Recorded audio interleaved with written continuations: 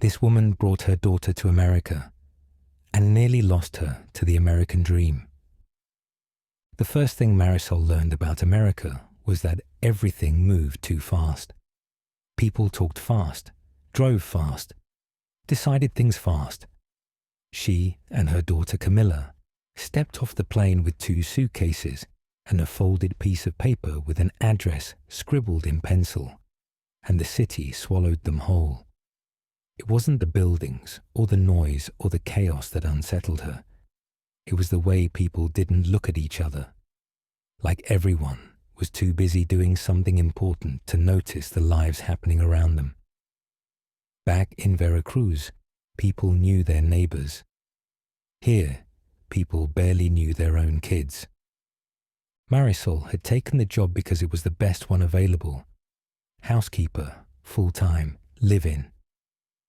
The family lived in a wealthy pocket of Los Angeles, with walls high enough to block out reality.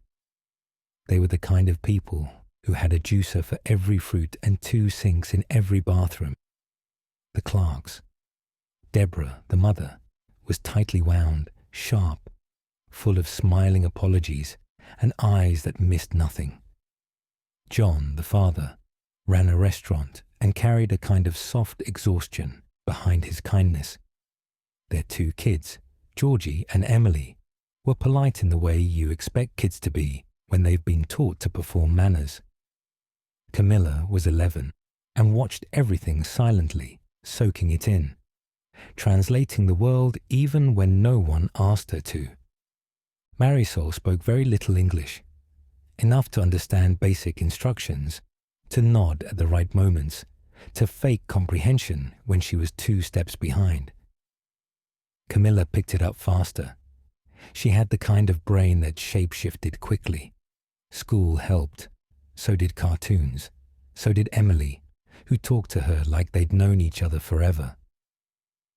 Marisol watched their friendship with quiet pride and quiet fear. Pride that her daughter was blooming. Fear that she might bloom into something she didn't recognize. The Clark household was full of contradictions. Everything looked perfect. Organic groceries, coordinated furniture, quiet music in the background. But the people were unraveling. Deborah micromanaged love like it was a schedule to keep. John gave compliments like bandages, trying to patch things that had already torn. Marisol kept her head down. She cleaned. She cooked. She folded laundry that wasn't hers. But she saw everything. The way Deborah looked at herself in the mirror like it was a fight. The way John looked at his wife like he was still trying to remember why he married her. The way Emily flinched when her mother corrected her posture for the 3rd time in a single conversation. Camilla kept adjusting. New clothes, new habits, new words. She laughed more around the Clarks. Started answering questions before Marisol could. Started eating things she didn't ask for and saying yes to invitations Marisol didn't approve. Marisol didn't say anything at first. She told herself this was part of the transition, that her daughter deserved to belong, even if it meant blending in too well. But there was something about it that twisted in her chest, like she was losing a piece of her child one joke at a time. One night, Camilla told her not to speak Spanish at parent-teacher night. She said it quickly, then smiled, like it was a joke. Marisol nodded, said nothing. But when she walked out of that school with papers she couldn't read and teachers who smiled too slowly, she felt smaller than she had in years, and more alone. Because sometimes it wasn't the language that kept them apart. It was what they were too afraid to say in either one. By spring, Camilla had fully disappeared into the Clark family rhythm. She started spending more time in their routines than Marisol's. Piano lessons, tennis on weekends, sleepovers in the big upstairs bedroom with lavender sheets and windows that didn't need bars. Deborah bought her a backpack without asking and filled it with things Marisol couldn't afford. Camilla smiled when she got it. That was the part that stung most. How grateful she looked to be given what Marisol couldn't give. At first, Marisol tried to be thankful. She told herself it was generosity, kindness, just a rich woman sharing what she had. But it didn't feel like sharing. It felt like soft replacement. Deborah spoke to Camilla like she was her second daughter, gushed about her in front of guests, used words like gifted and special, as if discovering value in someone else's child made her generous by default. Marisol watched it happen in quiet pieces, her daughter being pulled by invisible hands, not violently, just consistently, like a river current too gentle to fight, but too strong to ignore. John noticed first, noticed that Marisol wasn't smiling anymore, that she moved more quietly through the kitchen, like she was trying not to be in the way. He wasn't like Deborah. He spoke slowly when he addressed her, looked her in the eye, thanked her for things no one else saw. He made space in silence. Once, after dinner, he offered her a glass of wine. Just a gesture.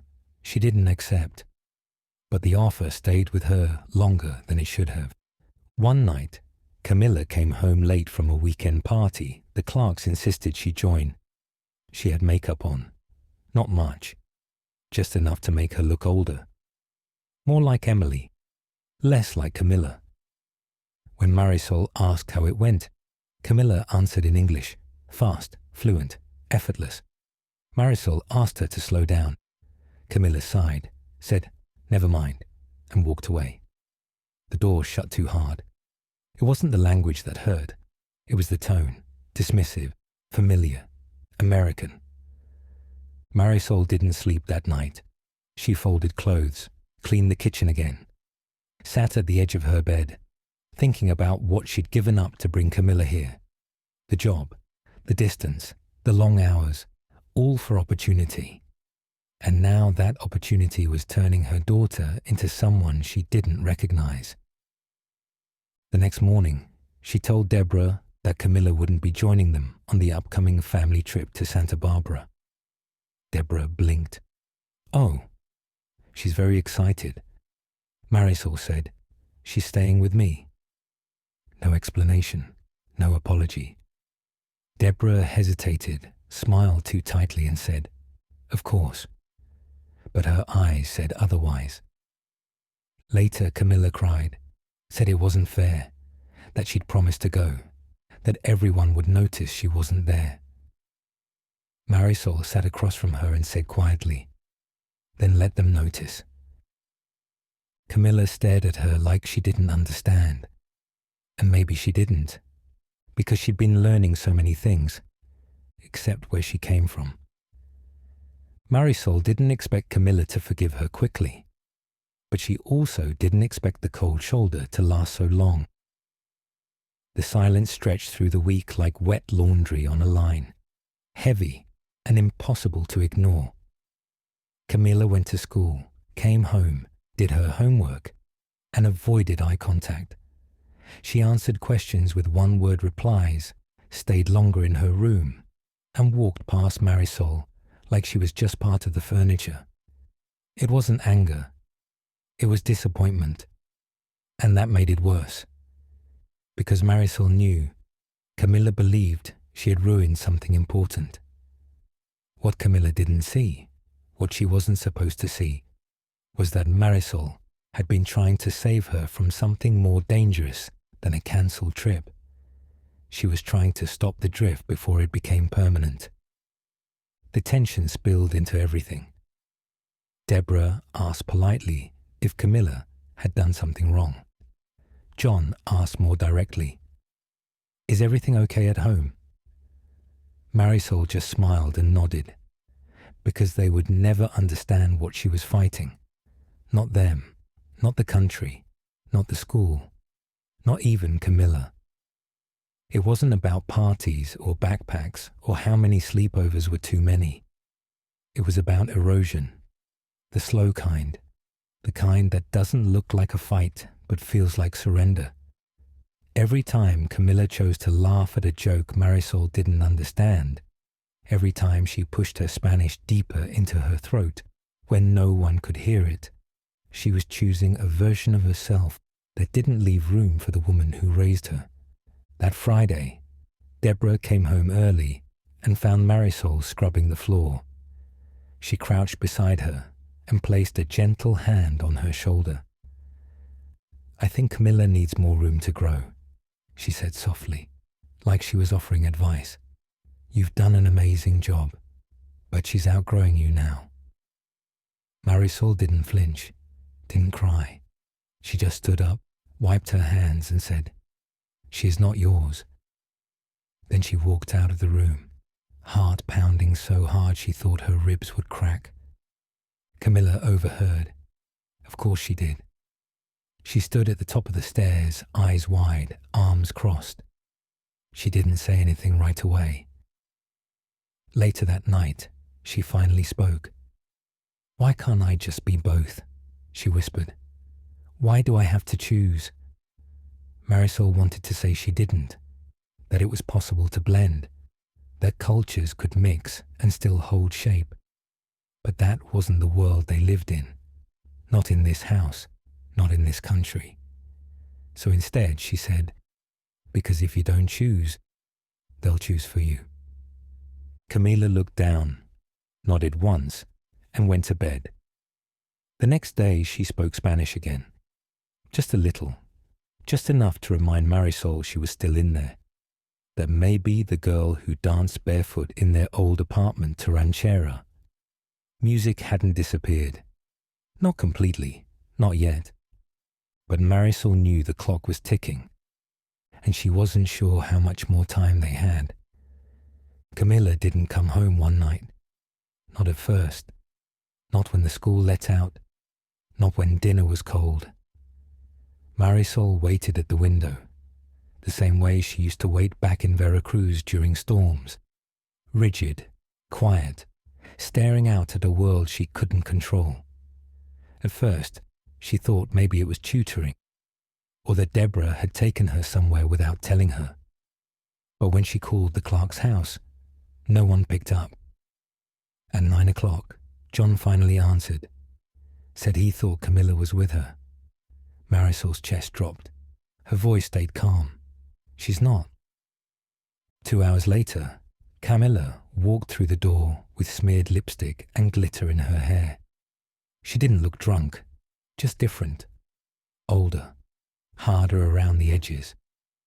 Marisol didn't yell. She didn't cry. She just asked, "Where were you?" Camilla said she was with Emily, that it was just a party, that she was fine. She said it like it wasn't even a big deal. Marisol said, "Do you know what it means to come home late, in a world that doesn't see you the way they see her?" Camilla shrugged. "I'm not like you." Marisol's hands went still. "Then what are you?" Camilla stared at her. "I'm trying not to be ashamed of who I want to be." That night, Marisol didn't sleep. She packed. Not everything, just enough to leave. She left a note. One sentence. "I brought you here to give you a life, not to lose mine inside it." Then she called a cousin, asked for a room, took a cab while the city was still dark. Didn't look back.